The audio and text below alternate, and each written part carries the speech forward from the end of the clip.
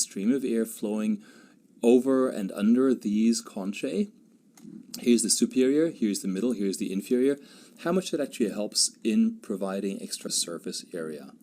Okay, so then you have the air flowing from the nasopharynx down past the oropharynx.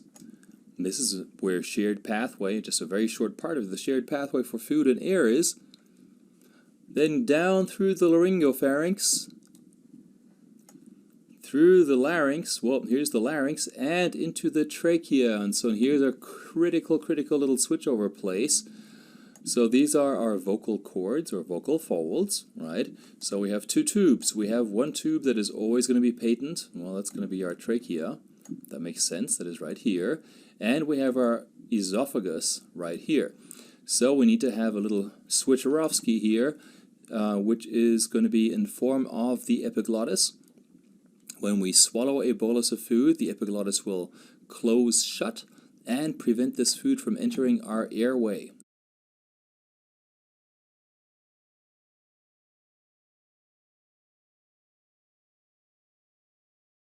Yeah, when that actually misfires, that's when we actually have a coughing fit because we are choking, right? But that luckily rarely happens. So here's the epiglottis. When we swallow something, this would actually shut over the opening of the trachea, because the trachea, begins right down here, and the esophagus is just posterior to it. Remember that the esophagus is, although it is a tube, it is a muscular tube. And unless you are currently like eating a bolus of food and swallowing something, it's not really going to be very dilated or distended. That also makes it harder to find on, well, x-rays, unless you use, for instance, a barium sulfate swallow to have a look at it. Here is your esophagus, here is your trachea. Okay, I'm going to zoom out a little bit further. Now we can see a little bit more of your esophagus posteriorly. And here is your, well, the beginning of your trachea anteriorly. This is actually just all your laryngeal mucosa, and if we were then to fly with the camera into here, we would see the trachea and all the tracheal rings come past us. If we then go even further down, this is actually an interesting view as well. This is the bifurcation of the trachea, usually at the level of T4-5, the T4-5 IV disc, and this region is called the carina. And then you have here the esophagus behind there. The anterior wall of the nasal cavity will be formed by the pair of nasal bones. I only have half of a skull here, so clearly there's only one, and also be formed by the nasal apertures. And the posterior nasal wall, if we turn everything around like this, is going to be formed by the body of the sphenoid bone. Remember here, the sphenoid looks a little bit like a butterfly in its shape, and here's the body.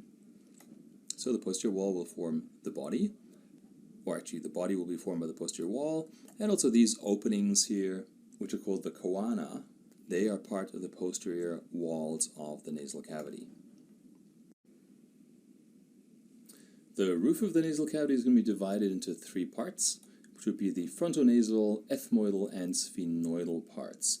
And it's actually named after the three bones that it is made from. Here, so back here is the ethmoid bone. Specifically, actually, it's going to be the perpendicular plate of the ethmoid bone. Then you have the sphenoid, and last but not least, you have the nasal bone over here. The floor of the nasal cavity is going to be a little bit wider than the roof, and it'll be formed by the palatine process of the maxilla, which we can see just about here, and the horizontal part of the palatine bone, which is back here. The medial wall of the nasal cavity, so the one that divides the left and right nasal cavities technically, is going to be formed by the nasal septum. The main components of this are going to be your nasal septal cartilage, also the perpendicular plate of the ethmoid bone, and the vomer. In addition to that, you also have the nasal crests of the palatine bone and the nasal crest of the maxillary bone indicated here. The lateral wall of the nasal cavity is fairly uneven because of the nasal conchae, which are these bony shelves that protrude into the nasal cavity. You have a superior nasal concha, right up here. You have a middle nasal concha, and you have an inferior nasal concha. So these are obviously three elevations that project into the nasal cavity a little bit like scrolls. And so as the conchae curve inframedially, each of these will kind of form a roof. See, if I zoom in a little bit, you can see that they form a roof-like structure. And so the region that is below that roof can be called a meatus. And so we have a superior, a middle, and an inferior meatus. And there are interesting things that open into the different meatuses. Just as an example, we have opening into the inferior meatus, the nasolacrimal duct or nasolacrimal canal. We have an opening into the maxillary sinus. Actually, in life, there's something called the semilunar hiatus, and that will open into the maxillary sinus, but also have an opening to the frontal sinus, which we will find right up here. So the frontal sinuses in vivo will actually empty into the middle meatus via a duct called the frontonasal duct. We also have so-called ethmoid air cells, anterior, middle, and posterior. These are basically small sinuses that include several small cavities, as here the anterior, middle, and posterior ones. And of course they have to drain somewhere too, so the anterior one's going to drain directly or indirectly into the middle meatus through a structure called the infundibulum. The middle ethmoid air cells open directly into the middle meatus, and the posterior ethmoid air cells actually will open into the superior meatus. The largest of all the paranasal sinuses is, however, the maxillary sinus, as we will soon get to appreciate.